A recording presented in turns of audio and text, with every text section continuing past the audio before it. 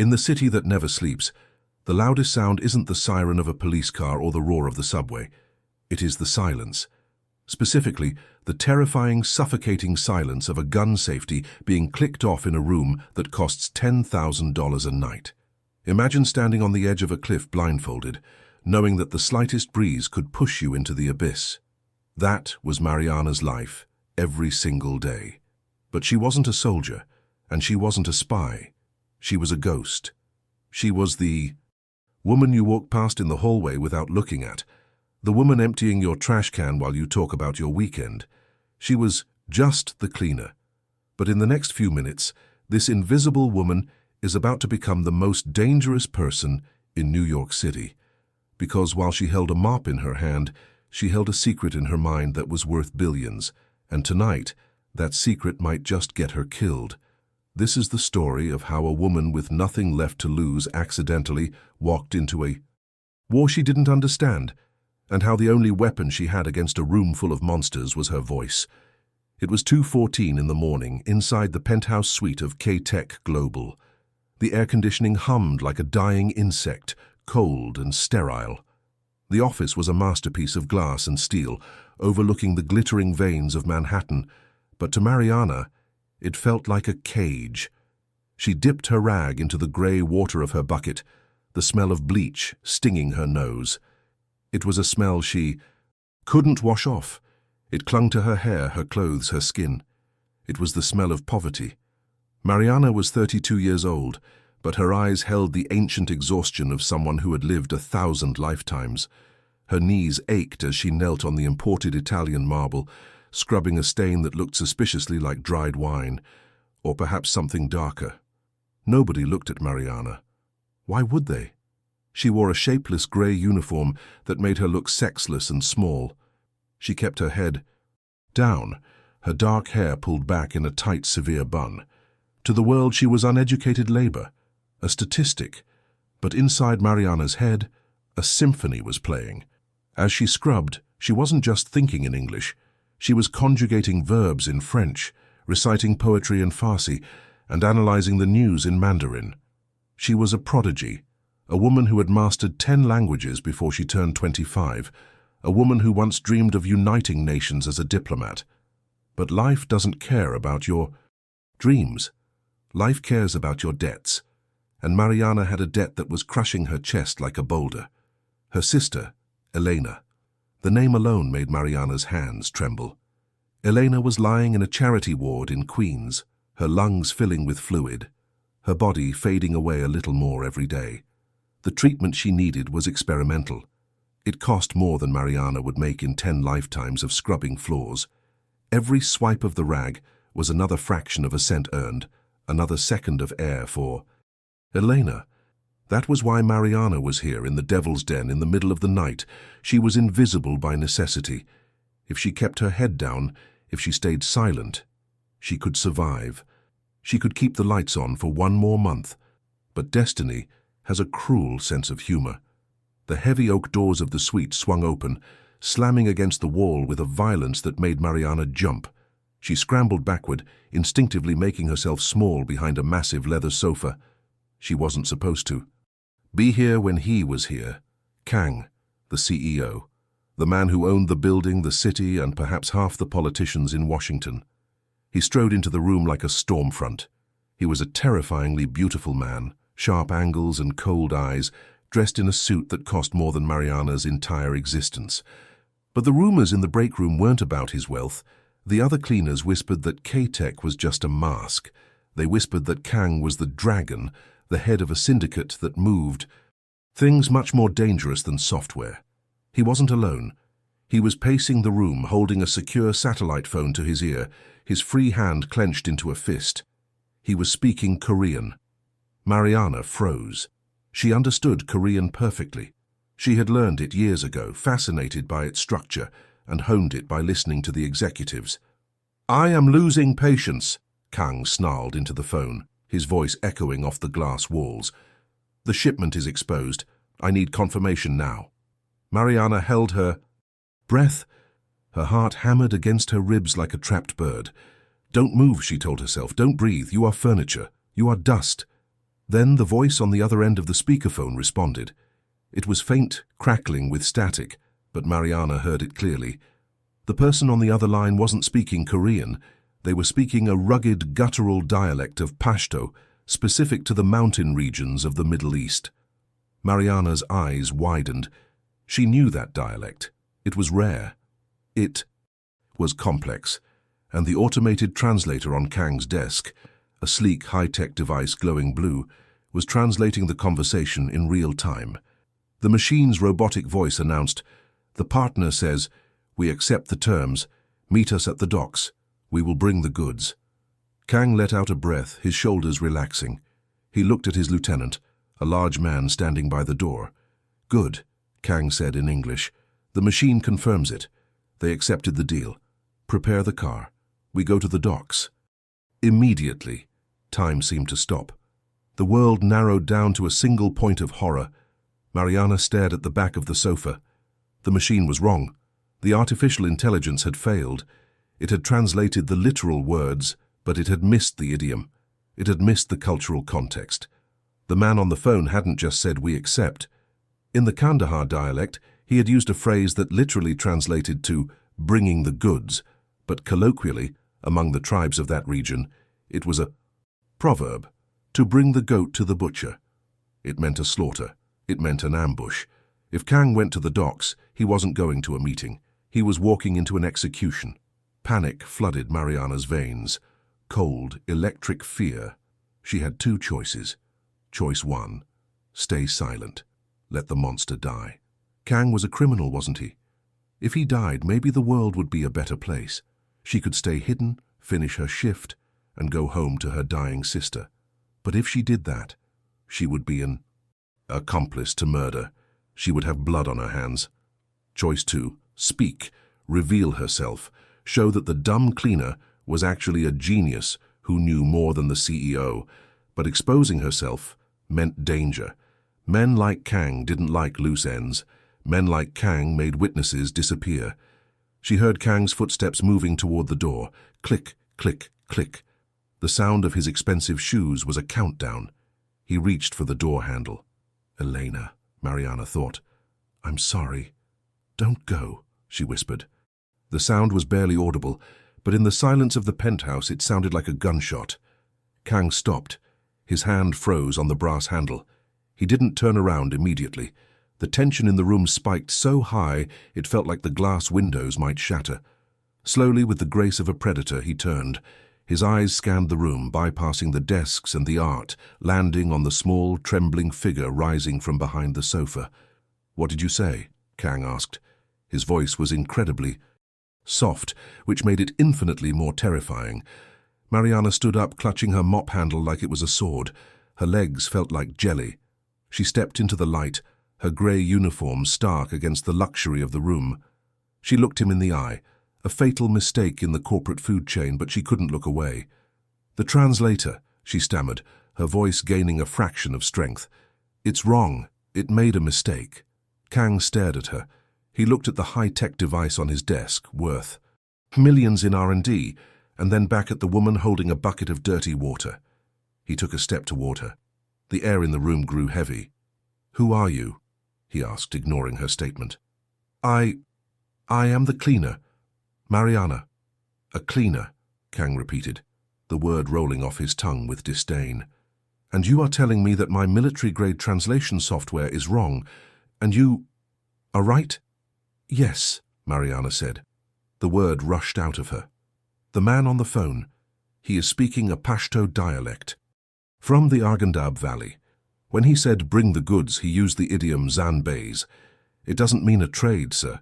It implies a sacrifice. A trap. He said, we will wait for the wolf to enter the cage. If you go to the docks, you will die." The silence that followed was absolute. Kang didn't blink. He studied her face, searching for a lie, searching for deceit. He was a man who survived by reading people, and what he saw in Mariana's eyes confused him.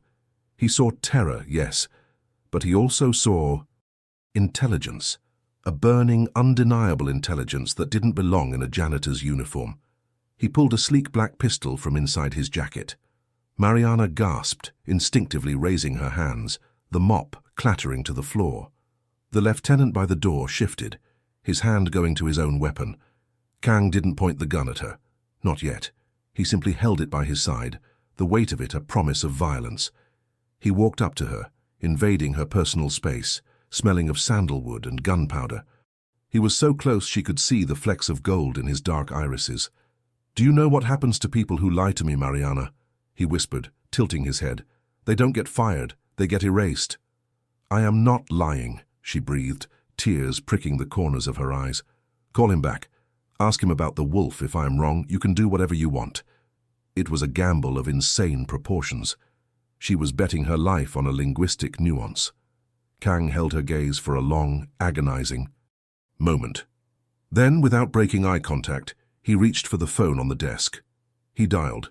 He put it on speaker. The ringing sound filled the room. Once, twice. The line clicked open. Kang spoke in English this time, cold and direct. "Change of plans. The wolf is hungry.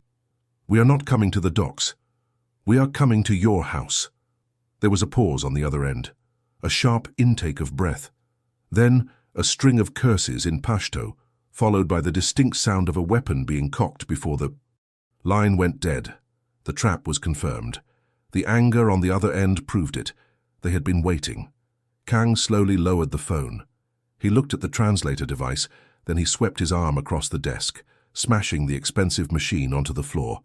It shattered into 1,000 pieces. He turned back to Mariana. The gun was still in his hand. The adrenaline was fading, replaced by a cold, calculating curiosity. He looked at the woman shivering in her grey uniform, and for the first time, he didn't see a cleaner. He saw an asset. He saw a weapon. "How?" he asked. "How does a cleaner know the dialects of the Arghandab Valley?" Mariana swallowed hard. I read. I listen. I speak 10 languages, sir. I have a PhD in linguistics. I am not just a cleaner." 10 languages, Kang mused. He circled her like a shark circling a shipwreck. "And yet, you scrub my floors for minimum wage." "I have family obligations," Mariana whispered, looking at the floor. "I need the money." Kang stopped in front of her again. The danger hadn't passed, it had just changed shape. He holstered the gun. The click of the safety going back on was the sweetest sound Mariana had ever heard. "You saved my life tonight, Mariana," Kang said. His voice was devoid of gratitude, strictly business. "But now we have a problem.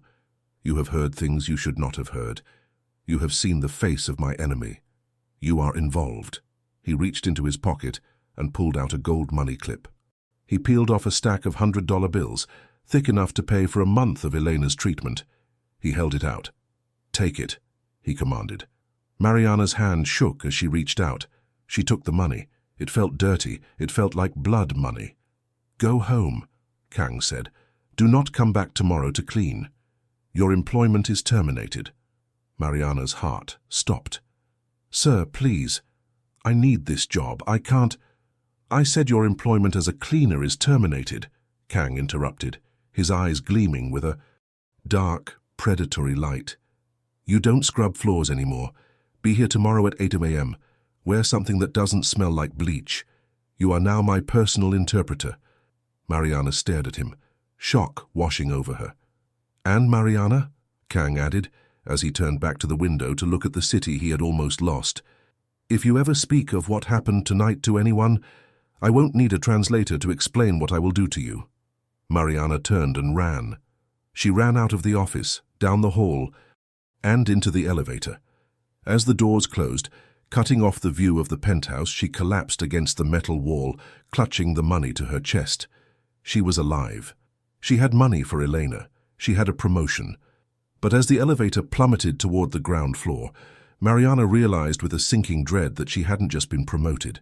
She had been drafted. She had walked into the lion's den to save the lion, and now she belonged to him. The cleaning lady was gone. The game had begun. And in this game, a mistranslation didn't just mean a bad grade, it meant a bullet. The sun rose over New York City like a bruised peach, casting long, distorting shadows across the skyline. But for Mariana, the light didn't bring warmth. It brought a deadline. She stood in front of the cracked mirror in her tiny studio apartment in Queens, staring at a stranger. For 3 years, her identity had been defined by a grey polyester uniform that smelled of ammonia and invisibility. But today, that uniform lay in a heap in the corner, discarded like a shedskin. Today she was wearing a charcoal pencil skirt and a white silk blouse she had bought at a thrift store years ago for an interview that never happened. She looked professional. She looked competent.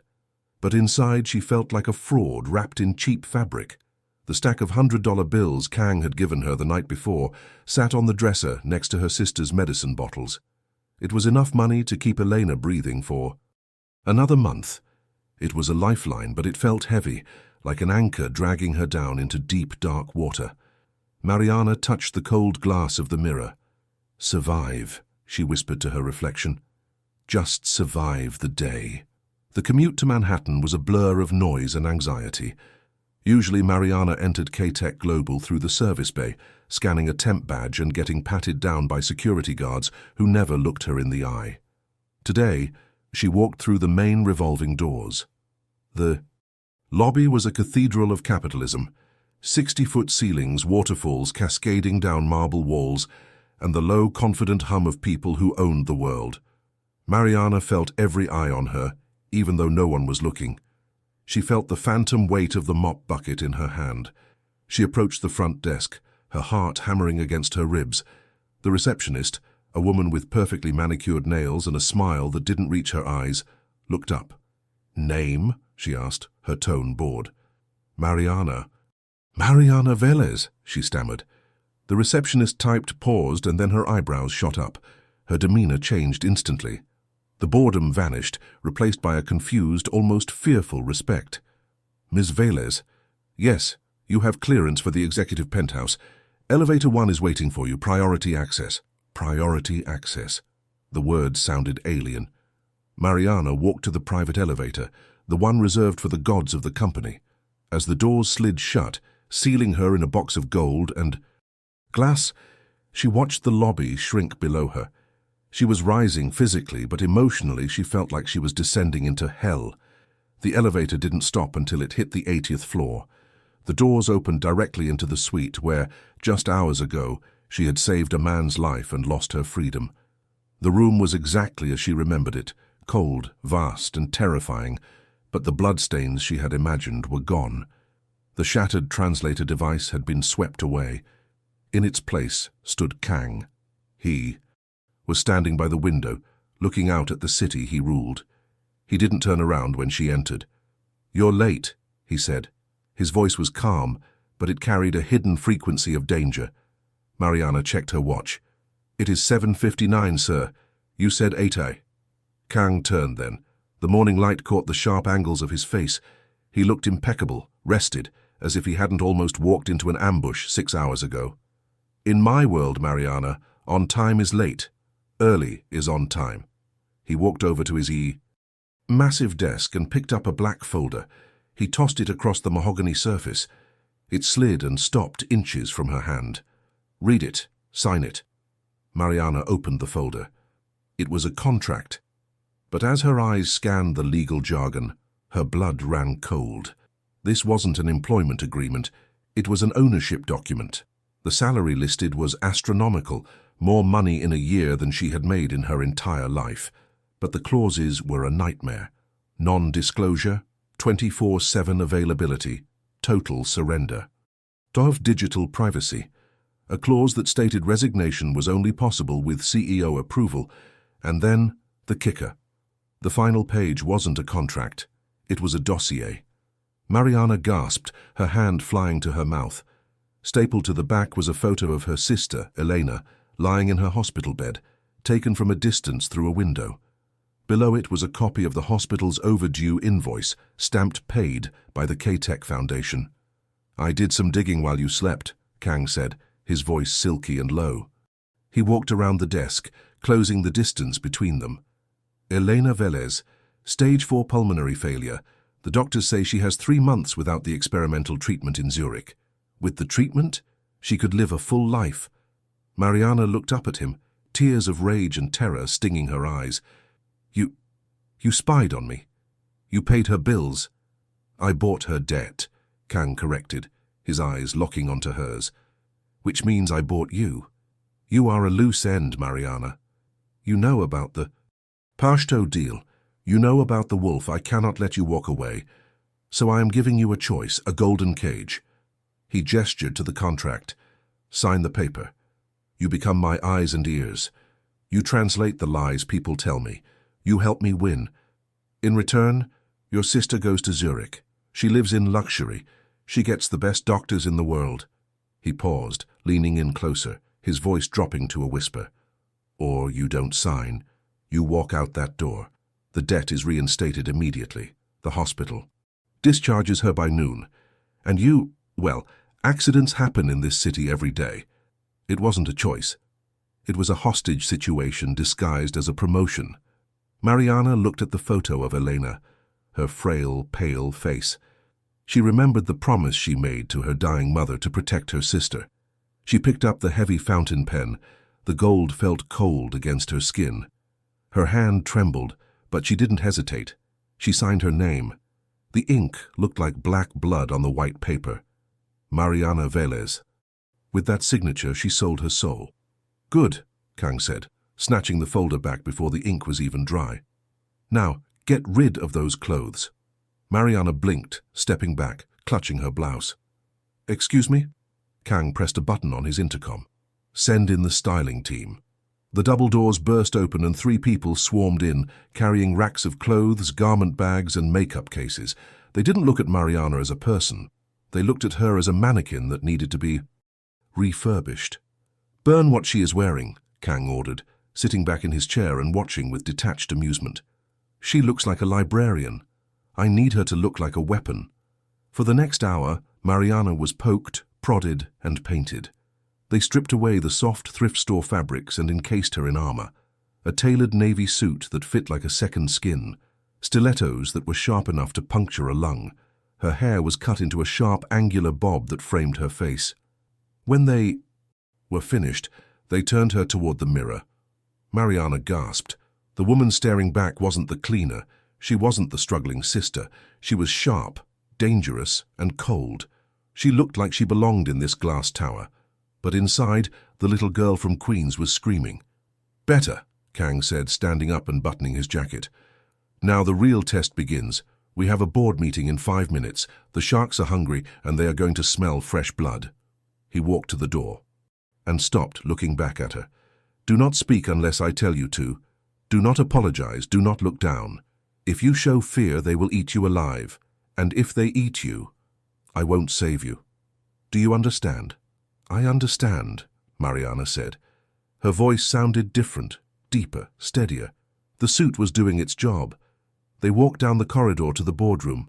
The hallway seemed to stretch for miles. As they approached the double glass doors, Mariana could hear voices inside. Loud, arguing, confident male voices. Kang pushed the doors open, and the room went silent. 12 men sat around a table that cost more than a house. They were the lieutenants of the syndicate, disguised as corporate vice presidents. They wore suits, but their eyes were the eyes of wolves. At the head of the table sat Director Choi. He was an older man, with a scar running through his left eyebrow and a smile that looked like a rictus of hate. He had been Kang's right hand for years, and he looked at Kang with a mixture of loyalty and deep, festering jealousy. When Kang entered, they all stood up out of respect. But when Mariana walked in behind him, the confusion was palpable. Director Choi's eyes narrowed. He recognized her. He had walked past her 100 times while she was polishing the brass railing. Sit, Kang commanded, taking his seat at the head. He pointed to the empty leather chair at his immediate right, the seat of honor, the seat usually reserved for Choi. A ripple of shock went through the room. Mariana hesitated for a fraction of a second, feeling the heat of 12 pairs of eyes burning into her skin. She sat. The leather creaked in the silence. What is this? Choi asked, his voice dripping with venom. He didn't look at Mariana. He pointed at her as if she were a dirty rag left on the table. Since when do we allow the cleaning staff to sit at the high table? Did you run out of mistresses, Kang? The insult was gross, crude, and calculated to humiliate her. A few of it. The other men chuckled darkly. Mariana's cheeks burned, but she remembered Kang's order. Do not show fear. She kept her chin up, staring at a point on the wall. Kang didn't laugh. He didn't even smile. He opened a file on the table. This is Ms. Velez. She is my new senior consultant for international relations, and unlike the rest of you incompetent relics, she actually speaks the languages of the people trying to kill us. Choi slammed his hand on the table. This is a joke. She is a maid. She scrubs toilets. You are bringing a peasant into the war room? This is a security breach, Kang. She is a liability.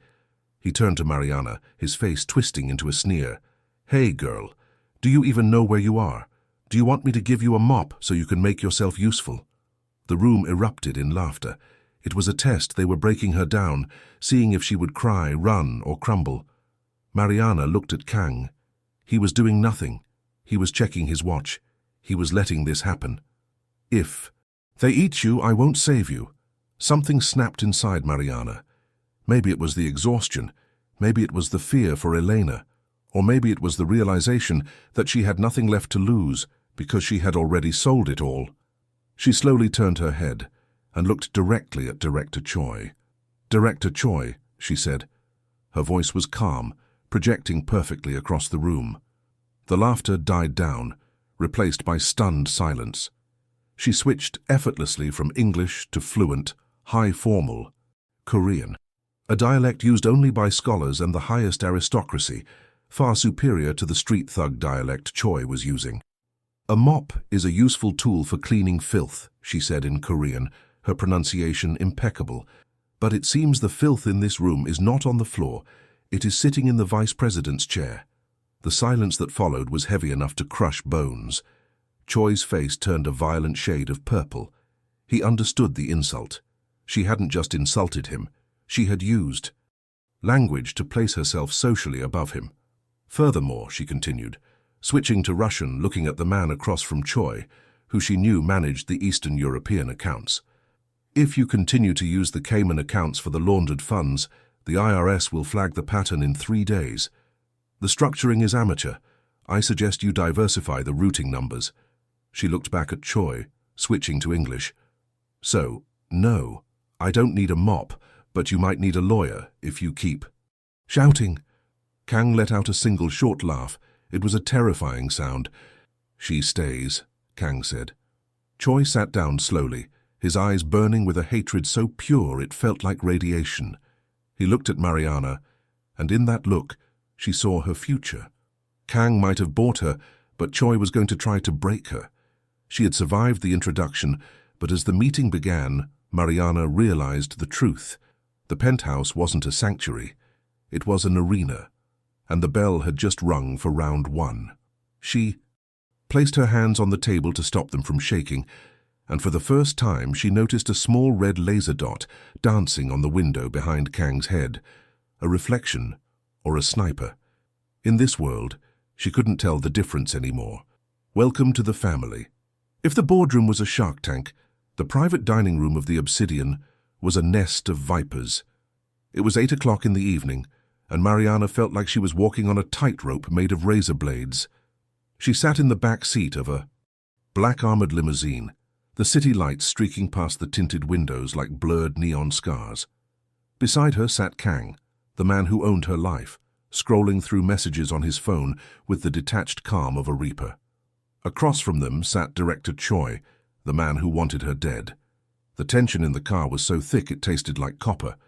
Choi hadn't spoken a word since they left the office, but his eyes were fixed on Mariana, predatory, amused, waiting. He looked like a man who had already dug a grave and was just waiting for the body to fall into it.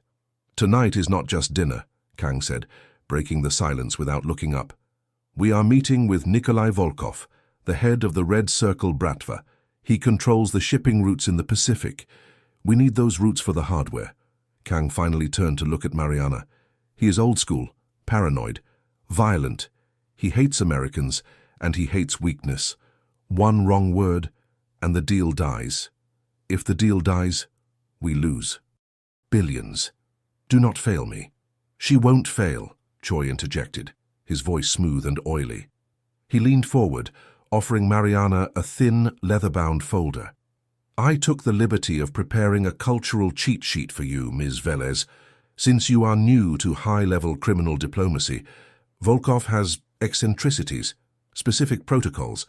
If you respect them, he will love you. If you ignore them, he will likely shoot you. Mariana took the folder. Her hands were cold. She opened it. The notes were detailed.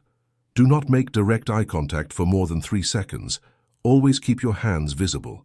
Refer to him as Pakhan, the boss. And then, highlighted in red, Volkov considers it a sign of submission if the guest refuses the first drink.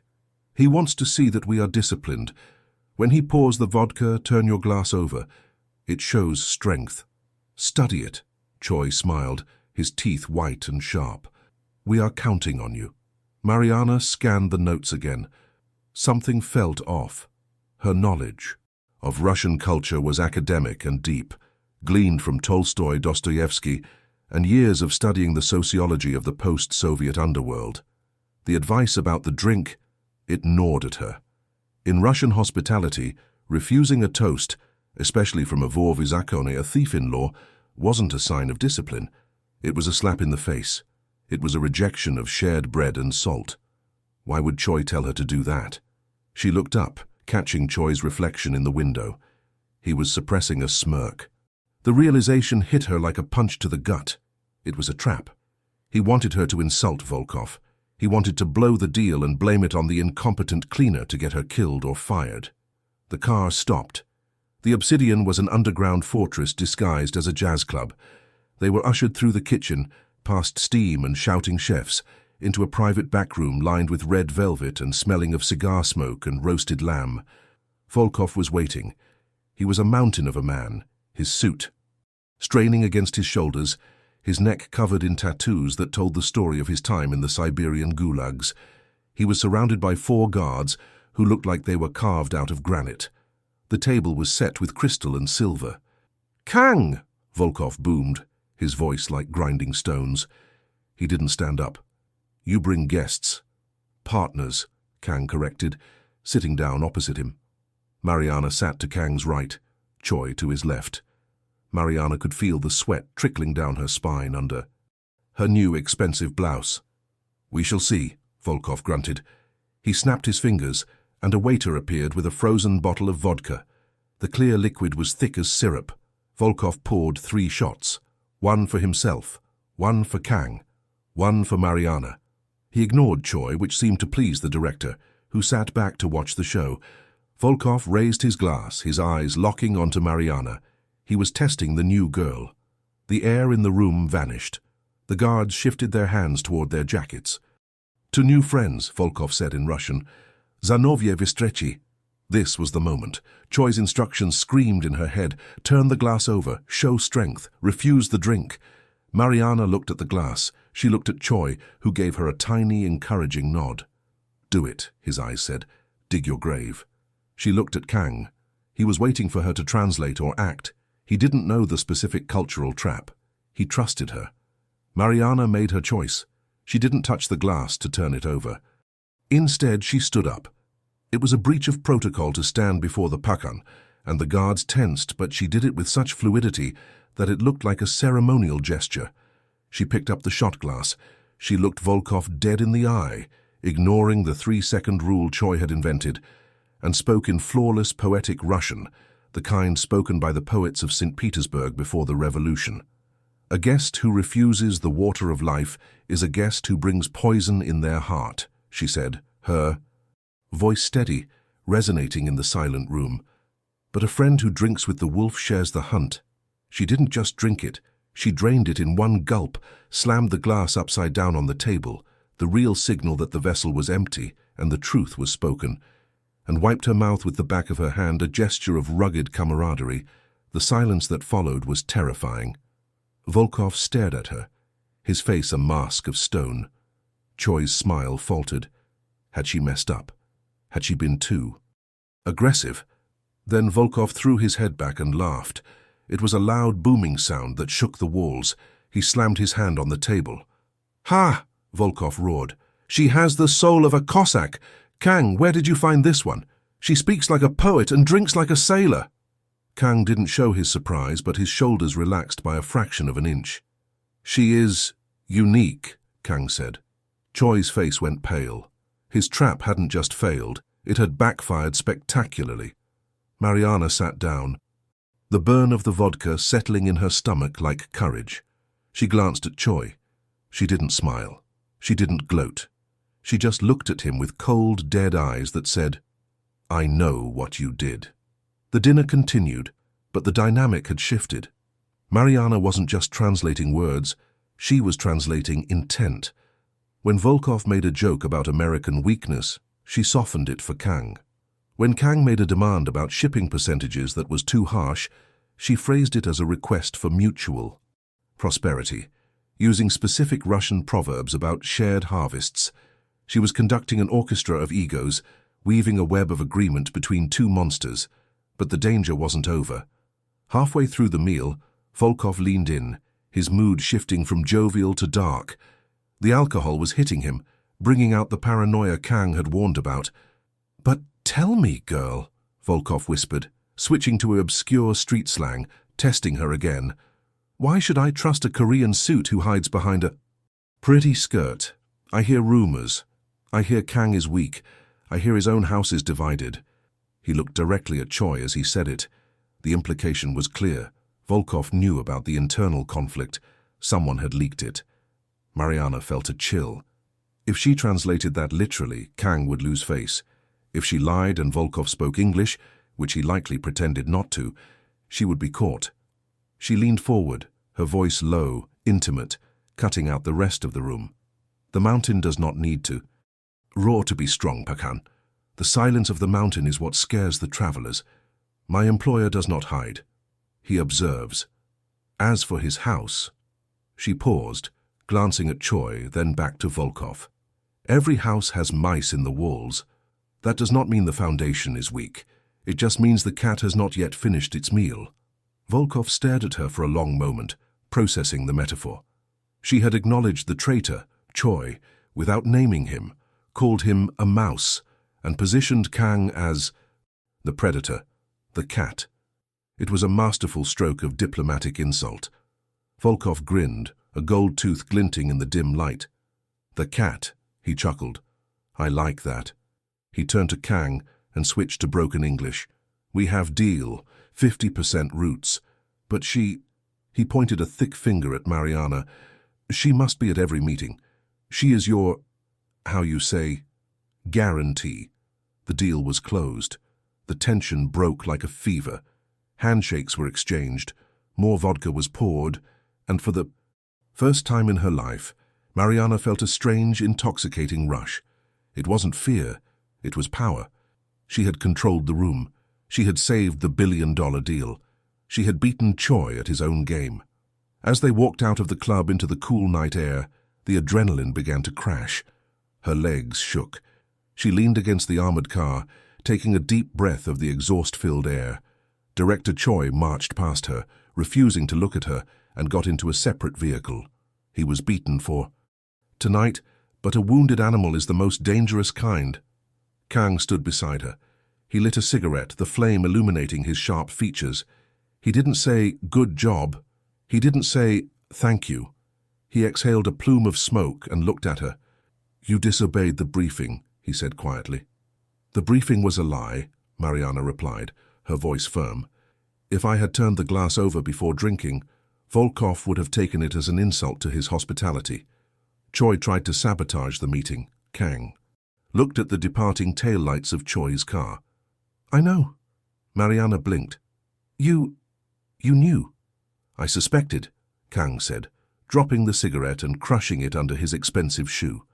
"Choi needs to be managed, but today I needed to see if you could survive him. A translator is useless to me if she is easily manipulated." He opened the car door for her, a gesture that was shocking in its implications. "You passed the test, Mariana, but do not think you have won. Choi is not a mouse. He is a Viper. And now you have humiliated him in front of the Russians. He won't try to trick you next time. What will he do? Mariana asked, feeling the cold return to her bones. Kang looked at her, his eyes dark and unreadable. Next time, he won't use a cultural error. He will use a bullet, or he will go after what makes you vulnerable. Mariana instinctively clutched the locket around her neck, the photo of Elena. Get in the car, Kang ordered. We have work to do. And Mariana? Yes, sir? Tomorrow buy a gun and learn how to use it. As the limousine pulled away, merging into the river of New York traffic, Mariana looked out the window. She saw her reflection again. The scared cleaner was gone. In her place was a woman who drank with wolves and lied to warlords. She had survived the snake pit, but as they drove deeper into the night, she realized the terrifying truth. She was beginning to like the taste of the poison. The rain in Macau didn't wash the city clean. It just made the neon lights bleed across the wet pavement like watercolors painting a nightmare. 2 weeks had passed since the dinner with Volkov, and Mariana Velez felt like she had lived 10 years in 14 days. She wasn't in Queens anymore. She was standing on the balcony of a penthouse suite at the Grand Lisboa, watching the typhoon winds batter the city of gambling and sin. The humidity was suffocating, sticking her silk dress to her skin. But she didn't move. She was practicing. Inside her clutch, purse next to her lipstick and a translator device she no longer trusted, was a compact Sig Sauer P238. It was cold, heavy, and terrifying.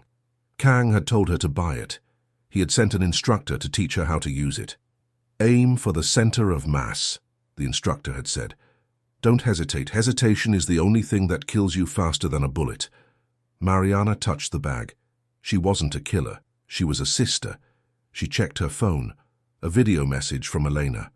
Her sister was sitting up in a hospital bed in Zurich, looking pink-cheeked and alive. Mariana, look, I walked to the window today. When are you coming to visit? I miss you. Mariana closed her eyes. She couldn't visit. She was the property of the Guillaume Hua syndicate now.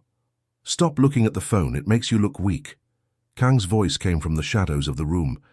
He was adjusting his cufflinks, staring at his reflection in the dark glass. He looked tired, the lines around his eyes deeper than usual. Fiisiu. Pressure was mounting. Tonight was the final piece of the puzzle. The Russian shipping routes were secured. Now they needed the technology, the microchips, and only one group had them, the Yamamoto clan. I am not weak, Mariana said, turning to face him. Her voice didn't shake anymore. I am reminded of why I am here. Good, Kang said, walking past her toward the door. Keep that image in your head, because tonight we are walking into a room with men who view kindness as a disease. The Yamamoto clan is old nobility. They are samurai who traded their swords for stocks, but they kept the code.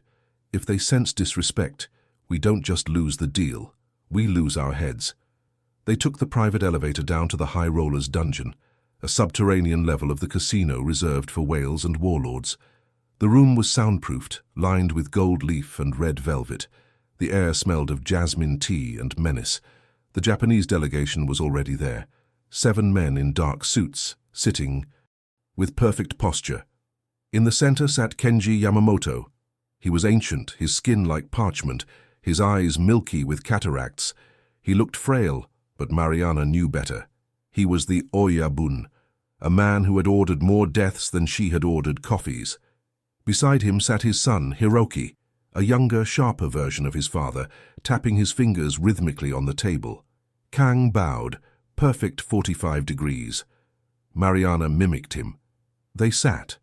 The negotiation began. It was a dance of politeness. Kang spoke in English, and Hiroki translated for his father. Even though Mariana suspected the old man understood every word, they discussed supply chains, silicon wafers, and tariffs. It was boring. It was corporate. It felt safe. But Mariana was listening, not to the English, but to the Japanese, and not just to the words, but to the silence between them. She noticed Hiroki wasn't translating everything Kang said accurately. He was softening Kang's demands.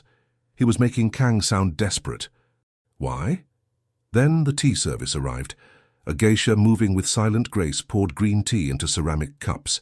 As she poured Yamamoto's cup, the old man murmured something. It was barely a whisper, a haiku. The autumn wind blows. The leaves fall before the winter, the branches broken. It sounded poetic, innocent. But Mariana's mind, a library of linguistic context, flagged it immediately. It wasn't just a poem. It was a jisei, a death poem. Samurai wrote them moments before committing seppuku, or moments before a great battle where death was certain. Why would he recite a death poem in the middle of a business meeting? She looked at Hiroki. The son stopped tapping his fingers. He looked at his watch. Then Mariana heard it, the faint, high-pitched whine of a frequency jammer turning on. The ambient noise of the casino outside cut out. They were in a bubble. Hiroki smiled at Kang. "My father agrees to the terms," he said in English, "but he wishes to toast to the transition of power." "Transition?" Kang asked, frowning. Hiroki switched to Japanese, speaking to his men fast and low. "Prepare the rain." Rain. In Yakuza slang, rain meant a spray of bullets. Time fractured. Mariana didn't think. She didn't analyze. The instinct that Kang had forced into her took over. "Get down!" she screamed. She didn't wait for Kang to react. She threw herself across the table, grabbing the heavy ceramic teapot and hurling it at the light fixture above them. Smash. Sparks showered. Down. The room plunged into semi-darkness. At the same second, the waiters standing by the walls reached under their serving trays. Suppressed submachine guns appeared like magic tricks. Foot, foot, foot, foot. Bullets tore through the velvet chairs where Kang had been sitting a millisecond ago. Kang was fast. He had rolled to the floor the moment Mariana screamed, flipping the heavy oak table onto its side to create a barricade. He grabbed Mariana by the waist and dragged her behind the wood, just as the surface was chewed up by lead. "What did they say?" Kang shouted over the gunfire, pulling his own weapon. "The poem!" Mariana yelled, her hands covering her ears. "The old man signaled the end. It's a coup. The son is killing the father to take control, and we are the collateral damage." Across the room, chaos reigned. Hiroki had indeed shot his own father. The old man lay slumped in his chair. Now, the son wanted no witnesses. "We need to move," Kang roared. He popped up, firing two controlled shots. 2 guards dropped. He was lethal, efficient, a machine of war. "The exit is blocked. We have to go through the kitchen." They scrambled, crawling over shattered glass and spilled tea. A guard rounded the flank of the table, his gun raised, aiming directly at Kang's exposed back. Kang didn't see him. Mariana did. Her hand went into her purse. Her fingers found the cold steel of the Sig Sauer. "Don't hesitate." She pulled the gun, leveled it, and squeezed the trigger. The recoil almost broke her wrist. The sound was deafening in the enclosed space. The bullet didn't hit the center of mass. It hit the guard in the throat. He gargled, dropped his weapon, and fell backward. Kang whipped around. He saw the dead guard. He saw Mariana, pale as a ghost, holding the smoking gun with both hands, shaking violently. He didn't offer comfort. He grabbed her arm. "Run!" They burst through the service doors into the kitchen. Steam blinded them. Chefs were screaming, diving under. Counters. Kang shot the lock off the back exit, and they spilled out into the alleyway. The Macau rain hit them like a physical blow. It was torrential. They ran down the narrow, trash-filled alley, slipping on the wet cobblestones. Behind them, they heard shouting and the heavy thud of boots. "This way!" Kang pulled her toward a black sedan parked down the block, his emergency extraction vehicle. They dove inside. Kang slammed the car into gear, tires screeching as they peeled away. Seconds before the alleyway filled with gunfire. Kang drove like a madman, weaving through the traffic, running red lights until the neon glow of the casino faded into the distance. He didn't stop until they reached a safe house, a nondescript apartment building in the old quarter. He kicked the door of the apartment open and shoved Mariana inside. He locked it, barred it, and then collapsed against the wall, sliding down to the floor. He was breathing hard. Blood was soaking through the sleeve of his white shirt, a graze, or worse. Mariana stood in the center of the room. She was soaked. Her expensive dress was ruined. Her hair was plastered to her face. She was still holding the gun. She looked at her hand. She had killed a man. She had taken a life. The realization hit her like a tsunami. Her legs gave out and she sank to her knees, the gun clattering to the floor. She started to hyperventilate. "Breathe," Kang said. His voice was strained. "I killed him," Mariana gasped, rocking back and forth. "I killed him. I have blood on me. I can't wash it off." Kang dragged himself up. He winced, clutching his bleeding arm, and walked over to her. He knelt in front of her. He didn't hug her. He took her face in his hands, forcing her to look at him. His hands were warm, rough, and stained with his own blood. "Look at me," he commanded. "You didn't commit murder. You performed an execution to save a life. There is a difference." "I am a cleaner," she screamed, her voice breaking. "I am supposed to clean up the mess, not make it." "You are not a cleaner anymore," Kang shouted back, his intensity silencing her. "You are alive. Do you hear me? You are alive because you acted. That man would have put a bullet in my spine, and then he would have killed you slowly. You did what was necessary." He leaned closer, his forehead resting against hers. They were both soaking wet, shivering, adrenaline coursing through their veins like electricity. The barrier between employer and employee, between master and servant, was gone. There was only the raw, animalistic intimacy of survival. "You saved me," Kang whispered, his voice dropping to a rumble. "Twice. No one has ever saved me, Mariana. No one." He looked at her lips. The air in the room changed. It wasn't about danger anymore. It was about something magnetic, something dangerous in a different way. Mariana felt it too, the pull, the darkness in him calling to the darkness that was waking up in her. She looked at his wound. "You're bleeding." "I don't care," Kang said. He moved to kiss her. It would have been easy. It would have been a release. But Mariana pulled back. She scrambled to her feet, putting distance between them. She couldn't. Not like this. Not with blood on her hands. I need to bandage your arm," she stammered, rushing to the bathroom to find a first aid kit. She needed to do something with her hands. She needed to serve, because if she stopped serving, she would have to face the reality of what she was becoming. Kang stayed on the floor watching her go. He touched his lips where her breath had been. His eyes were dark, unreadable. He had created a monster to protect his empire, but as he watched her disappear into the bathroom, he realized the terrifying truth. He wasn't just impressed by her. He was obsessed with her. And in his world, obsession was a weakness that Director Choi was waiting to exploit. Mariana returned with bandages. She cleaned his wound. In silence. The bullet had just grazed the muscle. He would live. As she wrapped the gauze, her hands stopped shaking. The fear was receding, replaced by a cold, hard numbness. "What now?" she asked, tying the knot. Kang looked at the window, where the rain was still hammering against the glass. "Now," Kang said, "we go back to Seoul. Hiroki will blame us for his father's death. He will unite the clans against us. We just started a war, Mariana." He stood up, testing his arm. He walked to the window and looked out at the storm.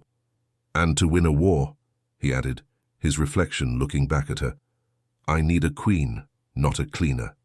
Mariana looked at the gun lying on the floor. She didn't look away this time. She walked over, picked it up, and placed it on the table. "I'm ready," she said. And God help her, she meant it. The cleaner was dead. Long live the queen. Seoul didn't just get cold in the winter. It froze into a landscape of grey steel and white silence. 3 days after the Phi bloodbath in Macau, the city was buried under a foot of snow, but inside the headquarters of the Geumhua Syndicate, the temperature was even lower. The hallways were quiet. Too quiet.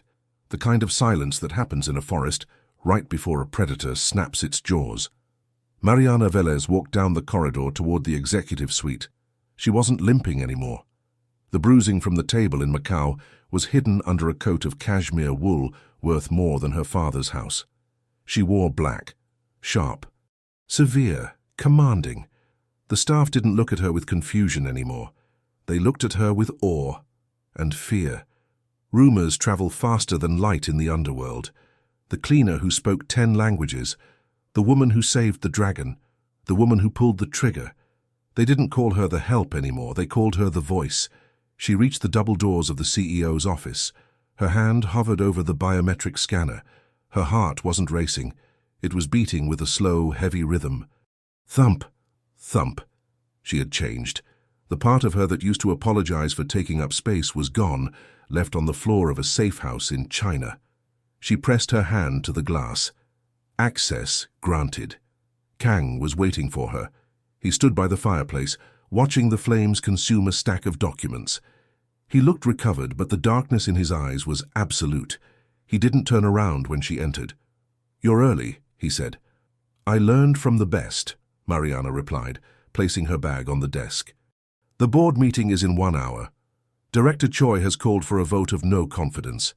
He claims you are reckless. He claims I am a foreign spy sent to destroy the company. He has the votes to remove you, Kang." Kang finally turned. He held a glass of whiskey, but he wasn't drinking it. He was staring at her with an intensity that made the air crackle. He walked over to the desk and picked up a thick envelope. He slid it toward her.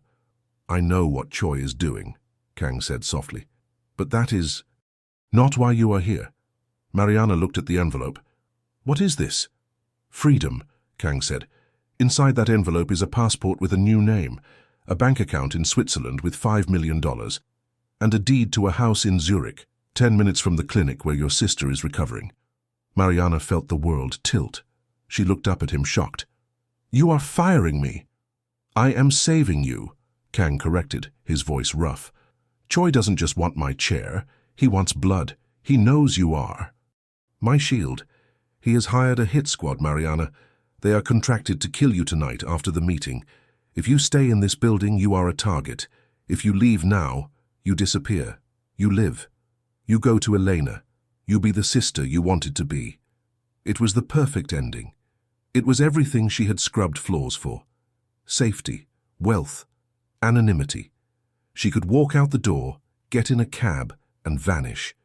She could wash the gunpowder off her hands forever. She reached for the envelope. Her fingers touched the paper. It felt cool. It felt safe.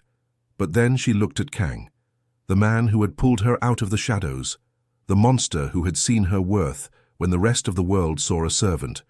If she left, he would walk into that boardroom alone. Choi would win. Kang would be ousted, and likely killed within the week. The empire would fall to a man without honor. Mariana thought of the cleaner she used to be, the woman who hid, the woman who swallowed insults. That woman would have taken the money and run. But that woman was dead. Mariana picked up the envelope. She weighed it in her hand. Then she walked over to the fireplace and threw it into the flames. Kang's eyes widened. "What are you doing?" "I'm translating," Mariana said, watching the passport curl and blacken in the fire. "You think you are speaking the language of mercy, Kang, but you are actually speaking the language of fear. You think I am a victim who needs to be rescued." She turned to face him, the firelight dancing in her eyes. "I am not a victim. I am not a cleaner. I am your partner, and I don't run from rats like Choi." Kang stared at her. For a moment, the mask of the cold CEO slipped. He looked at her with raw, unguarded admiration. He crossed the room in 2 strides, grabbing her shoulders. "If you walk into that room," he whispered, "there is no going back. You become part of this life, the blood, the lies, the danger. It never stops, Mariana. It never stops." "I know," she whispered back, leaning into his touch. "But I realize something in Macau. I don't want a quiet life. I want a life that matters." Kang let out a breath, a mixture of relief and damnation. He nodded. "Then let's go. It's time to take out the trash." The boardroom of K-Tech Global was designed to intimidate. A massive oval table of black obsidian surrounded by 20 men in grey suits. The air was thick with smoke and betrayal. Director Choi sat at the head of the table. Kang's seat. He was laughing, holding court, confident that the king was dead. "Gentlemen," Choi boomed, checking his watch, "it seems the CEO has decided not to join us. Perhaps he is too busy chasing his cleaning lady across the globe. This is exactly the kind of instability we cannot afford." I move that we vote immediately to strip him of his title. Seconded, said a nervous man to his right. All in favor? Choi asked, raising his hand, a triumphant grin stretching across his face. The heavy doors didn't just open, they were thrown open. Kang walked in. He didn't look defeated. He looked like a storm.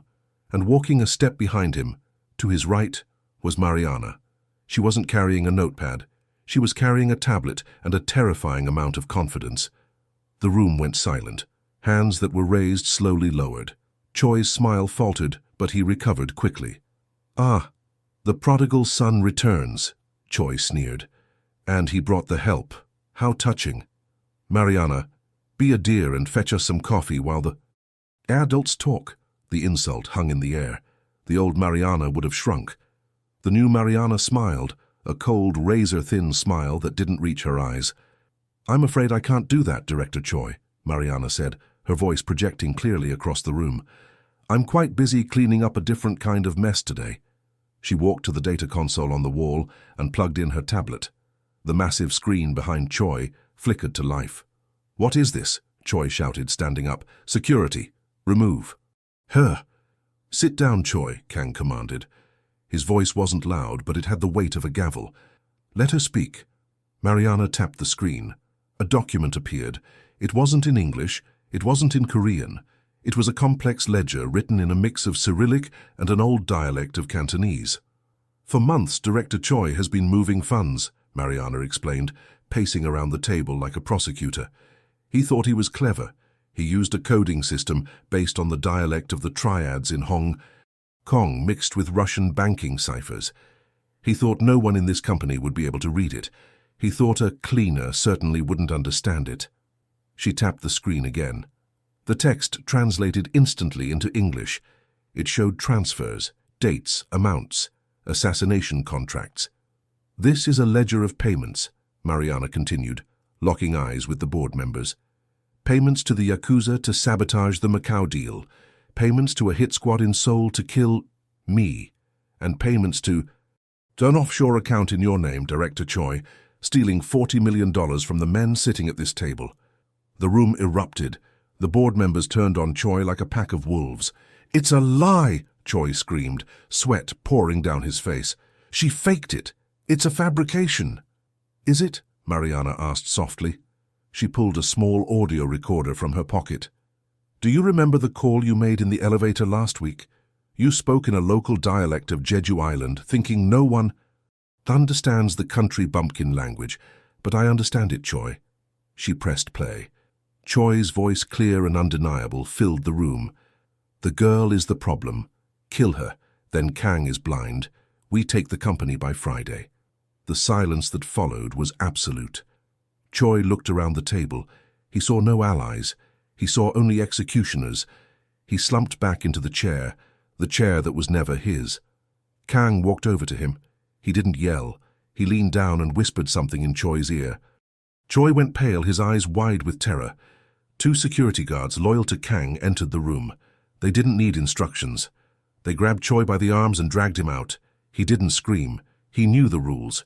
He had played the game, and he had lost. Kang stood at the head of the table. He looked at the empty chair. Then he looked at the board members. They were terrified. They were waiting for the purge. We have much work to do, Kang said calmly. But first, a restructuring. He pointed to the empty seat at his right hand, the seat of the vice president, the seat of power. Ms. Velez, Kang said. Mariana walked to the chair. She placed her hand on the black leather. She looked at the men who had ignored her for years. She looked at the city skyline through the window, the city that she now helped control. She sat down. Shall we begin? She asked, in perfect, commanding English. Epilogue visuals, a montage of the new order. We see Mariana walking through the airport in Zurich, surrounded by bodyguards. She enters a private hospital room. Eleanor is there, healthy, glowing, packing her bags. They hug. It is a hug of relief, but when Mariana pulls away, her eyes are scanning the hallway, checking the exits.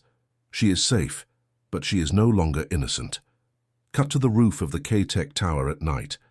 Mariana and Kang are standing side by side, looking out at the endless sea of lights of Seoul. The snow is falling around them. They are not touching, but they are standing close.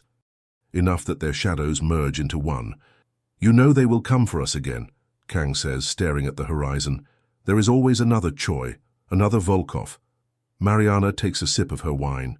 She smiles, and this time the smile is genuine. It is the smile of a predator who has found her place in the food chain. "Let them come," she says, switching effortlessly to Korean. "Let them come and see what happens when they speak to the king and queen." Kang turns to her. For the first time, he doesn't look like the boss. He looks like a man who has found his equal. "How do you say checkmate in 10 languages?" he asks. Mariana turns to the camera, the city lights reflecting in her dark eyes. "You don't say it," she whispers. "You show it."